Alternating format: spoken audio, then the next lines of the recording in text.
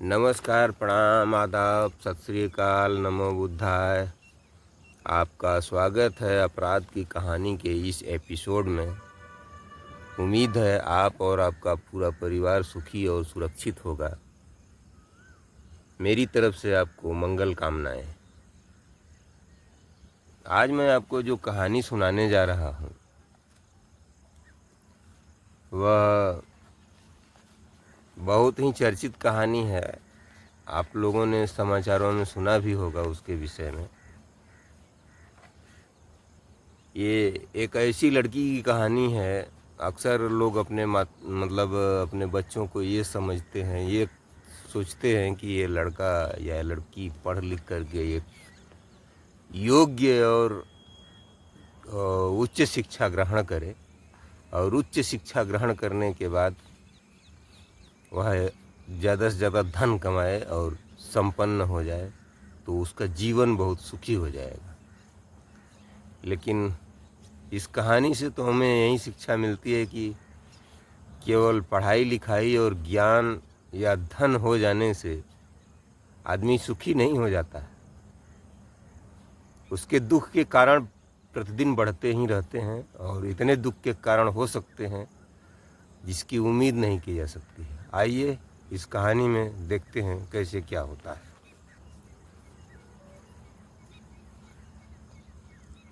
लगभग 8 साल पहले एक लड़की होती है जिसका नाम होता है सूचना सेठ। वह मूल रूप से पश्चिमी बंगाल की रहने वाली थी और पश्चिमी बंगाल से वह शिक्षा ग्रहण करने के लिए बेंगलुरु जाती है। बेंगलुरु जाने के बाद उसने वहीं पर शिक्षा ग्रहण किया और वहीं पर उसने एक लड़का होता है वेंकट रमन से उसका जान पहचान हो जाती है और जान पहचान बढ़ जाती है। जान पहचान इतनी बढ़ जाती है कि दोनों एक साथ जीने मरने की कस्में खाने लगते हैं और वेंकट रमन से वह अंत में शादी कर लेती है। सूचना सेठ वेंकट रमन से शादी कर ली। ये पूर्णतया लव मैरिज थी।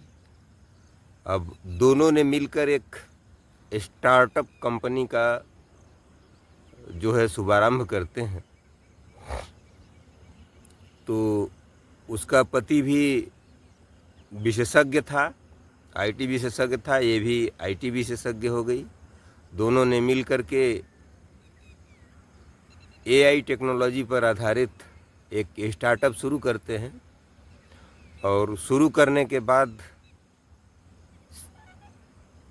सौभाग्यवश इन लोगों का यह स्टार्टअप बहुत बढ़िया प्रगति करने लगता है और अच्छा खासा अर्निंग शुरू हो जाती है। कंपनी जब पूरा शबाब पर होने लगी तो इन लोगों का प्यार बढ़ता रहा। लेकिन एक दिन अचानक से दोनों लोगों में कुछ विवाद हो जाते हैं और इस विवाद के कारण सूचना सेठ और वेंकट रमन में थोड़ी दूरियां बढ़ने लगती हैं और दूरियां इस कदर बढ़ जाती हैं कि दोनों तलाक लेने के लिए एग्री हो जाते हैं। और तलाक लेने के बाद, तलाक लेने से पहले ही उन लोगों का एक बेटा था और उस बेटे को अब दोनों लोगों में ठन गई कि इसकी कस्टडी किसको दी जाएगी। तो सूचना सेठ चाहती थी कि बेटे की कस्टडी मुझे मिले और वेंकट रमन चाहता था कि इस बेटे की कस्टडी मुझे मिले। तो कोर्ट ने बेटे की कस्टडी जो है सूचना सेठ को दे दिया। सूचना सेठ ने कस्टडी लेने के बाद काफ़ी खुश थी ये सूचना सेठ। कस्टडी मिलने के बाद सूचना सेठ काफ़ी खुश थी। लेकिन इसी बीच वेंकट रमन ने कोर्ट में अर्जी डाली कि मुझे हर रविवार को पूरा दिन बेटे से बात करने की अनुमति दी जाए, तो कोर्ट ने यह अनुमति दे दी। लेकिन यह फिजिकल मीटिंग नहीं होगी, बल्कि टेलीफोनिक मीटिंग होगी। टेलीफोन पर, वीडियो कॉल पर वह घंटे 2 घंटे जितना देर चाहे हर रविवार को अपने बेटे से वह मिल सकता है और बात कर सकता है। तो सूचना सेठ भी खुश हो गई कि चलिए केवल रविवार को ही ये कस्टडी मांग रहा है और मिला है, तो केवल रविवार को ही ये अपने बच्चे से बात कर सकता है, उसके बाद तो ये बात नहीं कर सकता। ज़िंदगी ठीक से कट रही थी, लेकिन रविवार का इनका मिलन करीब घंटों हो जाता था। इसी घंटों का मिलन जो है सूचना सेठ को अखर गया। सूचना सेठ को अपने पति की शक्ल सूरत से इतनी नफरत हो गई थी कि उसको अपने बेटे के शक्ल सूरत में उसका पति ही नज़र आता था। दरअसल उसके बेटे की भी शक्ल सूरत वेंकट रमन से मिलती जुलती थी, तो इसलिए सूचना सेठ काफ़ी जो है दुखी रहती थी। इसी दुख के कारण सूचना सेठ ने एक प्लान बनाया। वह अपने बेटे के साथ गोवा घूमने के लिए बेंगलुरु से फ़्लाइट लेती है और गोवा पहुंच जाती है। गोवा पहुंचने के बाद एक कैंडोलिन इलाके में एक होटल है, सोल पन्यान ग्रांड होटल में पहुंचती है और पहुंचने के बाद 6 जनवरी को वह होटल को ज्वाइन करती है सुबह में 10 बजे। होटल ज्वाइन करने के बाद जो भी औपचारिकताएं होती हैं होटल की वह पूरी करती है। अब पूरी करने के बाद होटल स्टाफ से बताती है कि मैं यहाँ 4 दिन घूमने के लिए आई हूँ और 10 जनवरी को यहाँ से फिर चेकआउट करूँगी। होटल वाले उनकी बातों को सब नोट करके फिर इनको कमरा बुक दे देते हैं और बुक कर लेती हैं। अपने कमरे में चली जाती हैं, सामान रखती है और उसके बाद अपने बेटे के साथ घूमने के लिए निकल जाती है। तो 7 जनवरी को फिर अपने बेटे के साथ कमरे में आती है और कमरे में आने के बाद वह रात्रि के लगभग 10 बजे होटल स्टाफ को फ़ोन करती है, रिसेप्शन पर फ़ोन करती है और कहती है कि मुझे कुछ अर्जेंट काम से बेंगलुरु जाना है, मुझे एक कैब बुक करवा दीजिए। तो होटल स्टाफ कहता है कि मैडम कैब क्यों बुक करेंगी, क्योंकि कैब का भाड़ा ज़्यादा हो जाएगा। यहाँ से थोड़ी ही दूर पर जो है एयरपोर्ट है, आप एयरपोर्ट पर फ़्लाइट ले लीजिए और बेंगलुरु चले जाइए। तो सूचना सेठ ने कहा कि नहीं, मुझे कैब से ही जाना है, मुझे फ़्लाइट से नहीं जाना है। तो होटल स्टाफ वालों को तो सिर्फ सलाह दे सकते हैं, उनको क्या मतलब है आप कैसे जाएंगे, हवाई जहाज़ से जाएंगे कि कार से जाएंगे। तो ये सूचना सेठ जो है फिर अपना जो है कमरे में चुपचाप पड़ी रहती है, अपना सामान पैक करती है और उधर होटल स्टाफ जो है कैब ड्राइवर को फ़ोन करता है। कैब ड्राइवर होता है रायजान डिसूजा। तो रायजान डिसूजा से बात होती है तो रायजान डिसूजा कहता है कि बेंगलुरु तो यहाँ 600 किलोमीटर दूर है और 600 किलोमीटर दूरी का 15,000 रुपये मुझे जाने का चाहिए और 15,000 रुपये आने का चाहिए। तो होटल स्टाफ फिर सूचना सेठ से पूछता है कि कैब ड्राइवर 30,000 रुपये मांग रहा है, क्या करें, डन करें? तो इधर सूचना सेट कहती है ठीक है डन कर दीजिए। तो होटल स्टाफ डन कर देता है। उसके बाद राजन डिसूजा को यह समझ में आता है कि दूरी 600 किलोमीटर है और अकेले जाना ठीक नहीं है, तो वह जो है अपने एक साथी को भी साथ लेना चाहता है। तो इसके लिए भी वह होटल स्टाफ को फ़ोन करता है कि आप जो है पूछ कर बताइए कि क्या मैं अपने एक साथी को भी साथ ले जा सकता हूँ। फिर होटल स्टाफ जो है सूचना सेट से फिर फ़ोन करके पूछता है कि क्या वह एक और को ड्राइवर को साथ ले जा सकता है। तब सूचना सेट ने कहा कि ठीक है कोई बात नहीं है। तो वह तैयार हो जाती है। तो इधर राजन डिसूजा भी बहुत खुश हो जाता है क्योंकि एक अच्छा खासा अर्निंग हो जाएगी। 600 किलोमीटर की यात्रा तो ज़रूर है। अब ये 2 लोग रहेंगे तो कोई दिक्कत नहीं है, अपना गाड़ी को ड्राइव कर लेंगे आराम से। अब ये दोनों लोग राजन डिसूजा और उसका एक सहयोगी साथ में गाड़ी लेकर के आ जाते हैं होटल पर। और होटल पर आने के बाद वो रिसेप्शन को फ़ोन करते हैं कि हम गाड़ी लेकर आ चुके हैं, तो आप कस्टमर को बोलिए कि वो जो है नीचे आ जाए। तो ये जो रिसेप्शन पर बैठे हुए स्टाफ थे, इन्होंने तुरंत फिर सूचना सेट को फ़ोन किए कि आप नीचे आ जाइए, आपकी कैब आ गई है। यह सुन कर के सूचना सेट जो है अपना ट्रॉली बैग ले कर के नीचे आती है। और नीचे आने के बाद उसका ट्रॉली बैग अपना खींच करके रिसेप्शन तक आई। तो तब तक रिसेप्शन के पास ही ये कैब ड्राइवर राजन डिसूजा पहुंच चुका था। तो राजन डिसूजा ने सूचना सेट का वो ट्रॉली बैग अपने हाथों में लिया, बोला कि मैडम दीजिए, मैं जो है डिग्गी में इसको डाल देता हूँ। तो वह जैसे ही उसको लेकर चला ट्रॉली बैग को, तो उसको लगा कुछ ज़्यादा ही भारी है यह ट्रॉली बैग, और ले करके वह आया और डिग्गी में भर दिया। तो उसने सोचा कि चलिए कोई बात नहीं, कोई होगा इनका भारी भरकम सामान, उससे हमको क्या लेना देना है। फिर सूचना सेट को गाड़ी में बैठाता है। दोनों ड्राइवर आगे वाली सीट पर अपना बैठ जाते हैं और गाड़ी को ड्राइव करना शुरू कर देते हैं। 10:30-11 बजे के आसपास ये लोग होटल से चेकआउट करके अपना गाड़ी से निकल लेते हैं। लगभग रात्रि 2 बजे के आसपास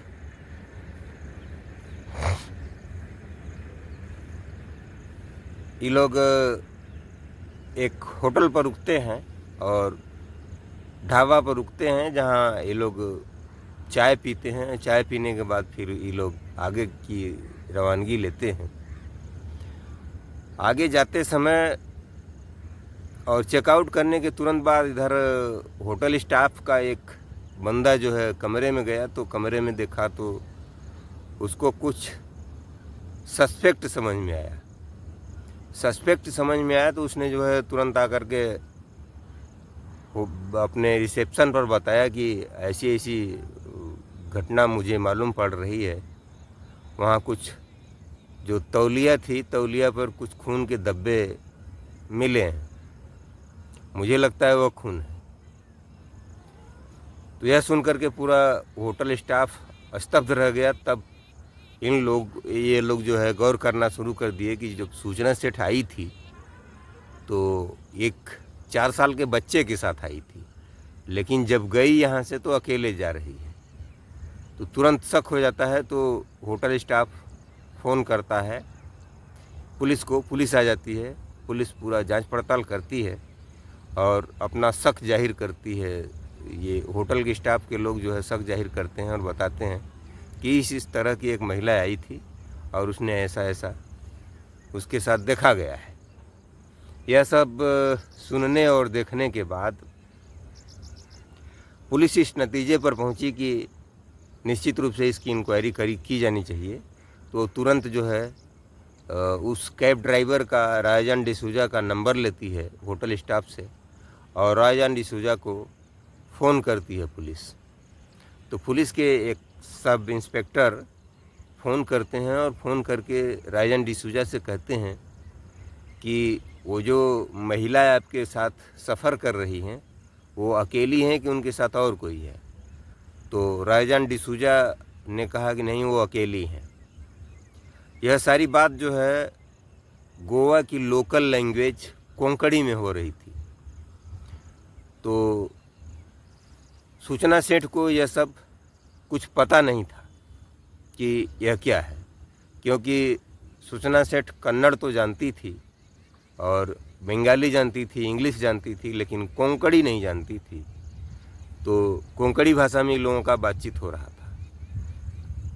तो इधर से सब इंस्पेक्टर जो है फ़ोन करते हैं, फिर ड्राइवर से बोलते हैं कि आप फ़ोन जो है सूचना सेठ को दे दीजिए, जो कस्टमर है, महिला कस्टमर, उनको दे दीजिए। तो फ़ोन महिला कस्टमर सूचना सेठ को दिया जाता है।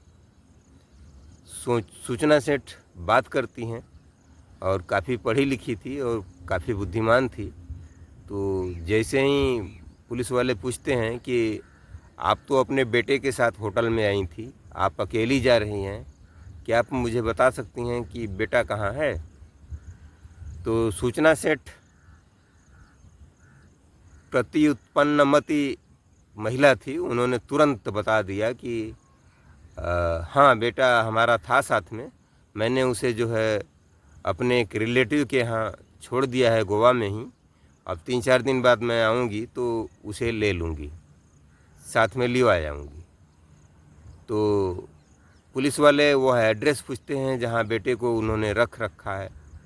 तो वो तपाक से एक एड्रेस बता देती है और नाम भी बता देती है, लेकिन पुलिस वहाँ तुरंत पता करती है नज़दीकी पुलिस स्टेशन में फ़ोन करके। तो वहाँ जब वह पता करने जाते हैं पुलिस वाले, तो पता लगता है जो पता बताई थी सूचना सेठ वह फेक था। यह चीज़ क्लियर होने के बाद सारी शक की सुई सूचना सेठ पर हो जाती है। तो यह देखने के बाद तुरंत फिर सब इंस्पेक्टर फ़ोन करता है रायजान डिसूजा को और बोलता है कि तुरंत जहाँ कहीं भी तुम्हारा नज़दीकी रेलवे स्टेशन हो, अरे नज़दीकी पुलिस स्टेशन हो, उस पुलिस स्टेशन पर, नज़दीकी पुलिस स्टेशन पर आप ले जा कर के गाड़ी को तुरंत रोक दीजिए और जो है तुरंत हमसे पुलिस वालों से बात कराइए या वहाँ के स्टाफ से बात कराइए। तो ये रायजान डिसूजा मैडम से बोलता है कि मुझे कुछ वाशरूम लगी है, तो अगला जो ढाबा है उसी ढाबे पर मैं रुकता हूँ। तो कहती है ठीक है, कोई बात नहीं है। तो वाशरूम के लिए वो लगभग तब तक 4-5 बज गए थे सुबह के। तो वो ढाबे पर रुकता है गाड़ी लेकर के और वहाँ अंदर जाता है और वाशरूम के बाद फिर वहाँ एक गार्ड होता है, गार्ड से उसने जो है इंग्लिश में पूछा कि आप जो है यह बता सकते हैं कि यहाँ नज़दीकी पुलिस स्टेशन कितना दूर है? तो वह बताया कि यहाँ से करीब करीब 500 मीटर की दूरी पर एक